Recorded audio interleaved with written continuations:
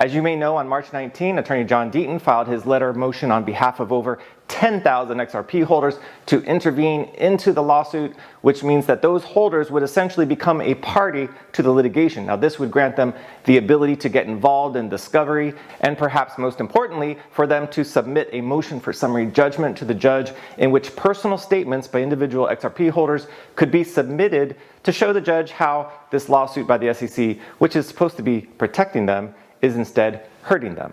As the motion says, quote, by alleging that XRP sold and or distributed by Ripple in the present day are unregistered securities, the SEC is implying that all XRP constitutes unregulated securities, including the XRP in the accounts of XRP holders. Now, this intervention is a big problem for the SEC for that exact reason.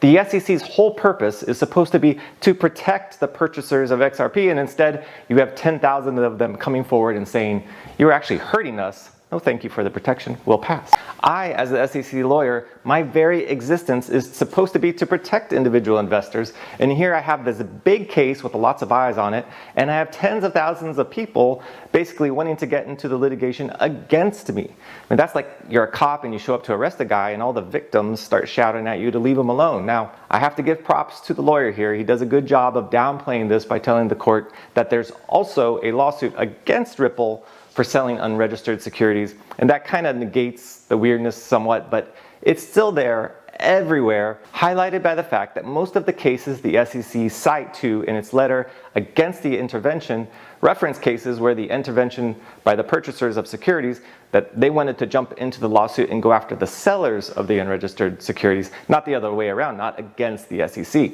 So this whole case is butt-face backwards. But in any case, let's say the SEC does not take the olive branch from Ripple and wants to charge forward with the current and future sales in the litigation. Now, what do I think will happen with the motion to intervene? Well, it's hard to say because the lot is left up to judicial discretion, meaning the judge can do whatever she wants. But if I was the judge, I would probably go along with the suggestion contained in Ripple's response. Quote, but defendants take no position at this time as to whether intervention or some other more limited participatory rights, such as an elevated amicus status, are appropriate, close quote. To allow 10,000 litigants into this type of case, even as a class, might really trip up this litigation. An amicus is an interested party who can submit a brief laying out its position so that the judge can take that into account without the amicus actually being a party to the lawsuit. Now, this would be a good resolution because it gets the XRP stories in front of the judge without any delays in the proceedings. And so you can see that the motion for intervention really was the lightning powering this latest Ripple attack and perhaps resolution to the most important aspect of the litigation for you. All right, everybody. Welcome back for another one. And I wanted to start this video off with an update on the XRP crap, right? So basically, Jeremy Hogan here, if you haven't subbed him already, definitely check out his channel. Keeps the XRP community updated with all the legal BS that's going on behind the scenes. But to summarize, basically he said that if the XRP community's ability to intervene is granted by the judge, basically the SEC is screwed in their case. All right. Well, next up, right? So XRP holders get the green light for motion to intervene in the SEC versus Ripple case. XRP token holders who have sought the right to intervene in the ongoing case against Ripple Labs by the U.S. Securities Exchange Commission have been given the green light by the district judge of the Court of the Southern District of New York. According to a letter filed by District Judge Anna Torres on March 29th, the proposed interveners have until April 19th to file their motion to intervene, with further deadlines up until mid-May being set for the filing of opposition and responses by both the SEC and defendants themselves.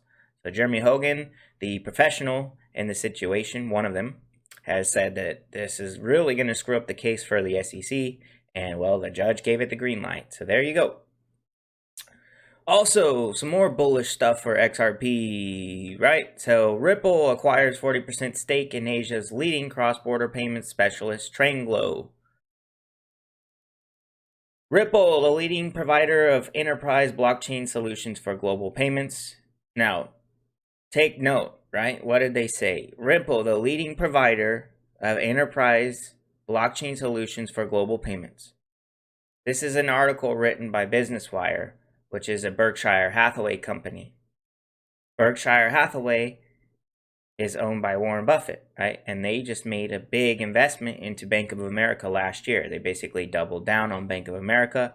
Well, Bank of America is a clear Ripple partner as well. Is this a coincidence? No, probably not. All right, so they announced that they have agreed to acquire 40% of Asia's leading cross-border payment specialist, Tranglo. This partnership will allow Ripple to meet growing customer demand in the region and expand the reach of on-demand liquidity, which uses the digital asset XRP to send money instantly and reduce working capital needs. All right, so I'm not going to deep dive this. Obviously, Ripple is expanding into Asia. That's what they're trying to do, is expand everywhere across the globe. They're already 10% owned by SBI, which is, I believe, the largest or one of the largest financial institutions in Japan. All right, so there you go. Anywho, moving on. So also tying all this in together, right? Just a few days ago, the first exchange caved into the relist XRP movement. Switzerland-based exchange has made a decision to relist XRP, a controversial crypto affiliated with the Ripple blockchain. Okay, so obviously, first domino to fall. All that needs to happen is one of the major exchanges that everyone uses relists XRP, and then they all will, and then the price goes up, right? I think we are literally right around the corner for this, for XRP to break out bullish, right? To start being relisted by all these exchanges. Like the professionals are saying, this case just does not look good for the SEC. I never expected them to win. I'm starting to wonder, I always have wondered, but starting to wonder even more, right? If this was all just a stunt to slow down XRP, maybe they didn't want the price to go up just yet, and they wanted to slow it down, because the case was never put together for the SEC to win. In my mind, I don't even see how they would. So I guess enough on that. I just don't see anything coming out of this other than Ripple winning and paying a fine, and then XRP getting relisted, and then it explodes in price. That's what I see happening. You also have Flare coming out, which is going to bring DeFi to XRP, and that's happening in the May-June timeframe. All right, so expect this to be an explosive summer for XRP and probably all of the altcoin market. All right. Tying into this, though, what I can see is a lot more of this. SEC sues library over 11 million in token sales. All right, so another lawsuit has came from the SEC. So the irony of it all is everyone in the crypto community hates XRP pretty much, right? The bankers' coin, and they laughed at them for their lawsuit. Well, guess what? XRP, Ripple, is one of the only crypto and crypto companies to not have an ICO. All the rest of them pretty much did an ICO, and they are all basically, because of that, susceptible to a lawsuit. All right. Meanwhile, as soon as Ripple gets out of this case, XRP is going to sail, and they won't have another case coming down the road. All right. But all these other crypto projects that did an ICO, they can. So might want to bite your tongue. Right. Moving on. So PayPal pushes crypto further mainstream with planned checkout service for 29 million merchants. All right, so no one saw this coming, right? Whenever they added crypto to their platform. PayPal, which last year added the ability to buy, hold, and sell crypto, is pushing it as a payment method across the 29 million or so online merchants connected to the fintech giant. Announced Tuesday, PayPal's checkout will allow BTC, Ethereum, Bitcoin Cash, and Litecoin to be seamlessly converted into dollars or other fiat currencies when making purchases. The same as credit or debit card would work inside a PayPal wallet, said PayPal, meaning merchants will not actually be the recipients of crypto. All right, so this does nothing for the actual blockchains or tokens or cryptos in value per se, other than that people would be buying them on their platform, all right? Because this is the same as holding, it's just an accounting method at this point. So if you're spending your Bitcoin there, you're really just spending an IOU, and the merchant is never actually getting your Bitcoin. So this is not using blockchain, but it is bringing crypto into the mainstream. All right, so bullish nonetheless. All right, next up. So we got some more NFT news, right? Believe it or not, Michael Jordan joins $305 million investment in firm behind NBA Top Shot. So basically, this company called Dapper Labs announced a $305 million funding round on Tuesday from another batch of NBA stars and a venture capital firm backing its runway hit, NBA Top Shot. So you got Kevin Durant in there, Michael Jordan, investment firm Coatue, and a deep bench, no pun, right, of 30 athletes plus the rapper 2 Chainz are piling into the NFT firm. Okay, so Dapper is looking dapper with their money they're bringing in with their NFT stuff, and now Michael Jordan is involved. Well, everyone's looking at this. Why does this matter to me? How can I capitalize? Well, the blockchain that they are using is called Flow. Open Worlds. Flow is a new blockchain built for the next generation of apps, games, and the digital assets that power them. Okay, scrolling down. There's the NBA Top Shot stuff, UFC, Dr. Seuss.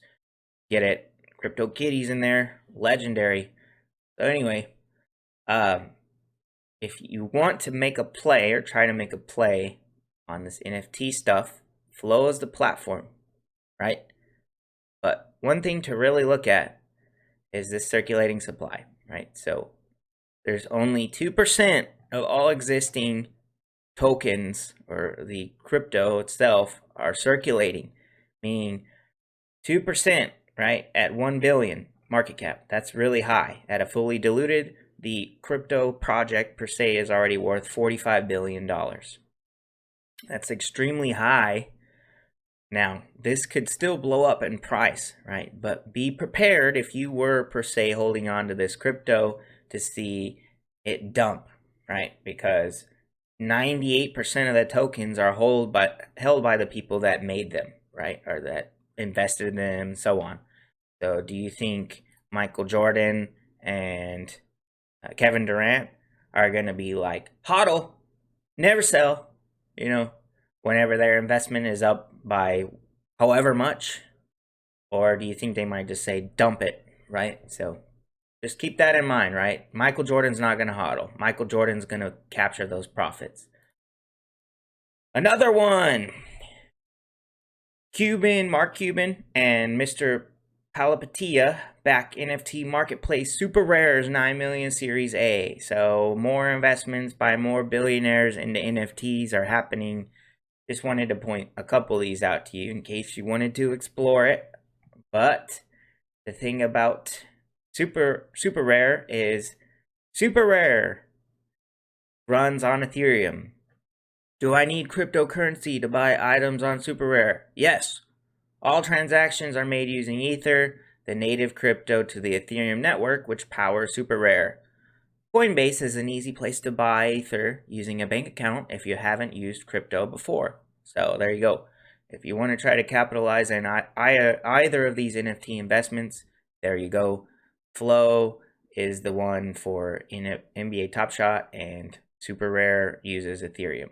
Okay, so will that benefit the price? I think so. All right. Last but not least, I'm going to look at the charts with you. Just wanted to point out a couple of the news pieces that I see formulating. Collectively, I see alt season in the news, right? And I'm going to keep saying that because it's coming. But anyway, so everything's bullish for XRP. Clearly, the NFT race keeps going. Well, NFTs right now have nothing to do with Bitcoin, right? It's all on the Ethereum or Flow or Avalanche, plenty of blockchains. Basically, all of them are going to have NFTs, but not Bitcoin because it just won't work there, pretty much. So anyway, alt season is coming. Like I said, you can see that this price continues to progress its way up. We had that resistance level around 40% in the altcoin dominance. It's broken above that and it continues to march forward. The next milestone for me is going to be around this 44% area. So if we get up over that, like I said, we're heading that way. And I think that's when you're really going to start to see some fireworks in all of the altcoins, right? And I think Ethereum is going to be part of that process. It's still fighting around at this all-time high area. Once we clear 2020, 30 area, we'll be off to the races, all right? And I think Ethereum is going to surprise a lot of people this year. I see people think, it's going to peak at 3,000, this and that. I think Ethereum is going to run, all right, personally speaking. All they got to do is fix those fees, and then they own the entire market once again, all right? And I think it's easier said than done for them. They're just fighting amongst each other. Eventually, they'll fix it or get cannibalized, all right? That should do it for today. If you found value in the video, the link to my Patreon is in the description. In there, you'll have access to my Discord, as well as keeping up with my every day-to-day trade updates, where I go in there and I explain what I'm looking at trading into, why I'm going to do that, and basically trying to share with people the trading strategies that I am using. All right, so if you would like to check that out, definitely do so. As always, please like and subscribe, share with your friends and family, and stay tuned for the next one. Thanks.